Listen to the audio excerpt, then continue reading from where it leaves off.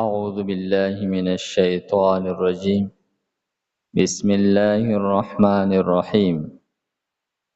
وما كان لنفس أن تموت إلا بإذن الله كتابا مؤجلا. دی آیت مبارکه کی ترغیب ورکی جہاد طرف تا. مخکی آیتونو کی تذکره وشوله چې تاسو میدان جنگ چې دی دا پرېږدئ ما، اگر چې تاسو ته د پیغمبر د شهادت خبر ولی میلاو نشي،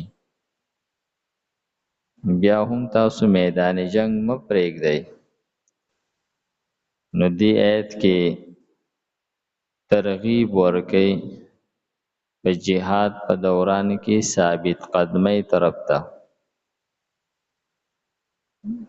چې کلم یو کس وفات کیږي کدا په خپل مرګ سره او کدا په میدان جنگ کې یا د چا د لاسه قتل شي، نو دا د الله تعالی په حکم سره کیږي. یعنی داغه نیټه مقرره چې کوم په لوح محفوظ کې په تقدیر کې لیکل شوی دا داغه موافق کیږي.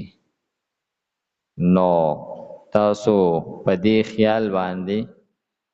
چیرې جهاد کې مرګ دی، نو تاسو ځان د جهاد نه ساتئ، نو دا هغه خام خیالي ده. فرمای وما کان لنفس، او نشته د یو نفس للا ان تموت دا چې مړ شي دی الا مگر باذن الله په حکم د الله تعالی سره. کتابا لیک دے مؤجلا مقرر، په مقرر لیک باندې هر سړی مري، دا که په میدان جنگ کې او کدا په خپل کور کې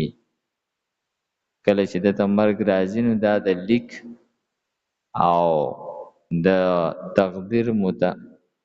مطابق راځي، د الله تعالی په حکم سر راځي. نو تاسو د میدان جنگ نه د دې وجې یره مه کوئ چې په دې کې مرګ دی. ومن یرید ثواب الدنیا نؤته منها، او څوک چې رغبت لري اراده لري د دنیا د ګټې، نو وربکو مونږ دته د هغې نه. یعنی که یو سړی جهاد کوي او په جهاد کې مقصد مال غنیمتي یا عام ځان کار روزگار کوي، دا غنیم دغه مقصد وي دنیا ګټل، نو دته به هغه الله تعالی ورکي. لیکن د دې لپاره په آخرت کې بیا د دې څه ثواب نشته دی. البته که یو سړی جهاد کوي د الله تعالی د رضا لپاره، پای کې مال غنیمت میلاو شو، نو دغه مال غنیمت چې دی دا هغه سره د دې نه چې دنیا ورته هم میلاو شوه او دغه جهاد ثواب ورته هم میلاو شو.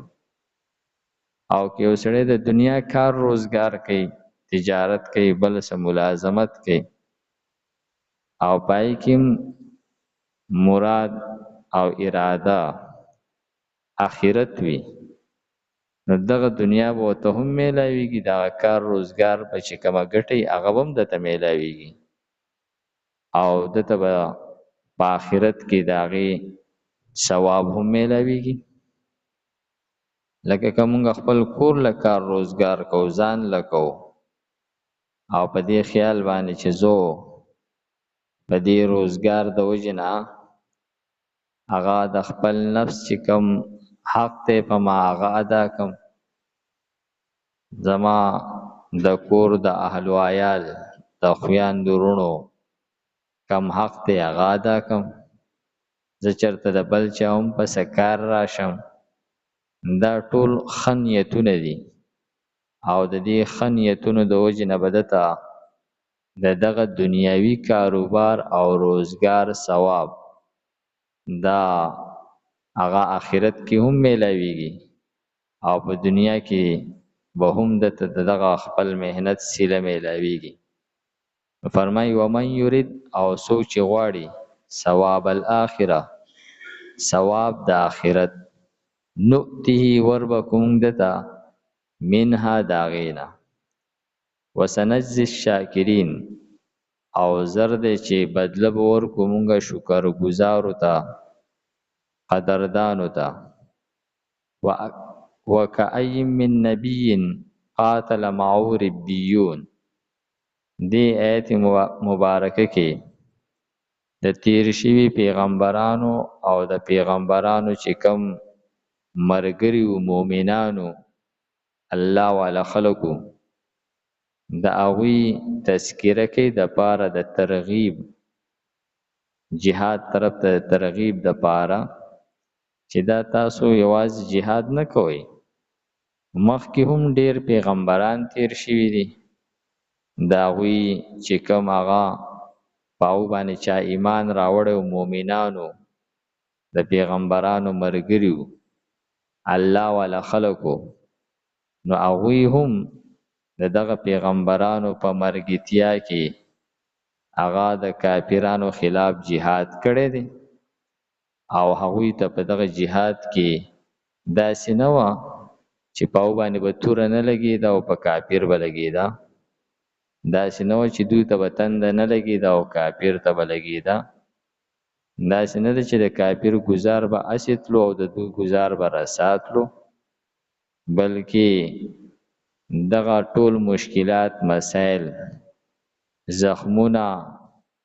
او شهادتونه مصیبتونه دا هغوی ته رسیدلی دي او دغه مصیبتونو شهادتونو زخمونو باوجود هغوی هغه نه سستی کړې ده په جهاد کې او نه د دشمن تابع شوي دي هغوی ته ښکته شوي نه دي نو تاسو هم هغه د هغه پیغمبرانو او د هغوی د هغه مرګرو په شانتې تاسو هم په جهاد کې د تکلیف راتللو د وجې نه د زخم د لګېدلو د وجې نه د شهادتونو د راتلو د وجې نه مه سستی کوئ او مه تابع کېږئ د کافرانو فرمای وکأی من نبیین او څومره د نبیانو نه قاتله جنگونه کړي دي معهو د دغه پیغمبر په مرګتیا کې ربیون الله والا خلقو کثیرون ډیر جنگونه کړي دي الله والا خلقو د پیغمبرانو په مرګتیا کې فما وهنو نو نه سستی کړي و هغوی لما د هغه مصائب د وجنه د هغه تکلیفونو زخمونو او شهادتونو د وجنه اصابهم چې رسیدلو هغوی ته فی سبیل الله د الله تعالی په لار کې په دغه جهاد کې وما ضعفو او نه هغوی کمزوری ښکارا کړې وه نه کمزوری شیو ومستکانو او نه ښکته شیو نه تابع شیو د کافرانو والله یحب الصابرین او الله تعالی صبرناک خلق خوښي او دا صبر چې دی دا د میدان جنگ د فتح د پاره یو لازمی جز دی هر کله چې جنگ شروع شي نه ابتدا کې دواړه طرف ته یو جذبه او دغه جذبه د ختمېدل نه پس هر یو خپل مقابل ته ګوري حق چې دی نو هغه باطل ته ګوري، باطل حق ته ګوري، چې دوی چې دی نو هغه په دغه خپل جذبه باندې برقرار دي او کنا دوی په قدمونو کې هغه رپیدل راغلي دي. نو چې کم یو هم محسوس کی چیرې مخالف چې دی دغه اندازه ټیک نه ده، نو په دې سره دغه حوصله اوچته شي او مخالف چې دی نو په هغه باندې مزید په جذبې سره راشي. نو ګویا چې دا د جنگ د پاره یو لازمی خبره ده، د جنگ د فتح د پاره، د غلبې د پاره چې کله مخالف چې دی د جنگ کوي او د اینی چې مقابل چې دی بالکل رب نه وهي، نو هغه د رب نه وهلو د وجنه خود به خود غبراو شي، پوه شي چې باید د تختیدو کس نه دی چې دی نو هغه شاته کېدو والا نه دی، نو خود به خود بیا هغه ما ته خوري او تختی. نو فرمایي چې الله تعالی صبرناک خلق خوښي. وما کان او نشته دی لنفس د یو نفس تپاره ان تموتا دا چې مړ شي دی الا مگر باذن الله په حکم د الله باندې، کتابا لیکته مؤجلا مقرر، ومن او هغه څوک یرید چې غواړي ثواب الدنیا بدله د دنیا نؤته وربکودت منها د دینا، ومن او هغه څوک یرید چې غواړي ثواب الاخره ثواب د آخرت نؤته وربکودت منها د دینا، وسنجزی الشاکرین او زرد چې بدله ورکو مونږه شکر گزارو ته. وکعی من نبی او څومره د نبیانو نه قاتل جنگونه کړي دي معه داغه په مرګتیا کې ربیون الله والا خلقو کثیر ډیر، فما وهنو نو نسستی کړي و هغوی لما د هغه زخمونو او مصیبتونو د وجنه اصابهم چې رسیدلی دوی ته فی سبیل الله بلار د الله تعالی کې، وما ضعفو او نه کمزوری کړي وا، ومستکانو او نخ کتشیو تابع شیو، والله يحب الصابرین الله تعالی خوخی صبرناک لره.